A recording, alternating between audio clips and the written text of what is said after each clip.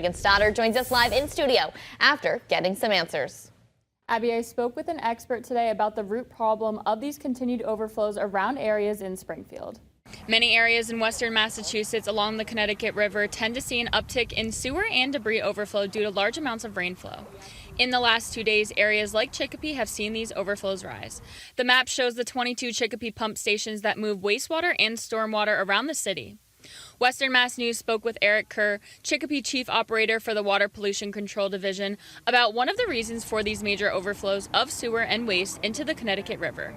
So, old pipes are basically burdened with both sanitary sewer and storm sewer loads, and they just aren't made for that much capacity. Kerr sheds light on one of the many problems that arise with the old pipe infrastructure that is still present in many western Massachusetts areas. The question would be, how many people have suffered from disease, waterborne disease, because of this longstanding issue? When areas suffer a substantial rain event and there is a discharge of untreated wastewater, residents are advised to listen to these overflow alerts.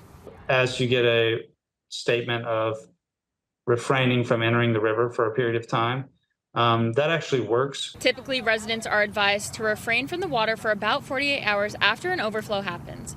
Western Mass News spoke with Ben Quick, the executive director of the Pioneer Valley Riverfront Club, about how they stay safe when these warnings are sent out. And if someone does have an immune system issue or an open cut or an open wound, we always encourage people to wash the soap and water after being exposed to river water.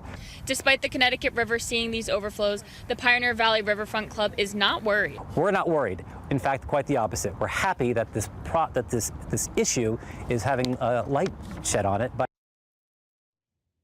The overflow of sewer and debris is an ongoing issue that officials are continuing to work on to eliminate that waste that enters the Connecticut River. Reporting live in studio, Megan Stoddard, Western Mass News.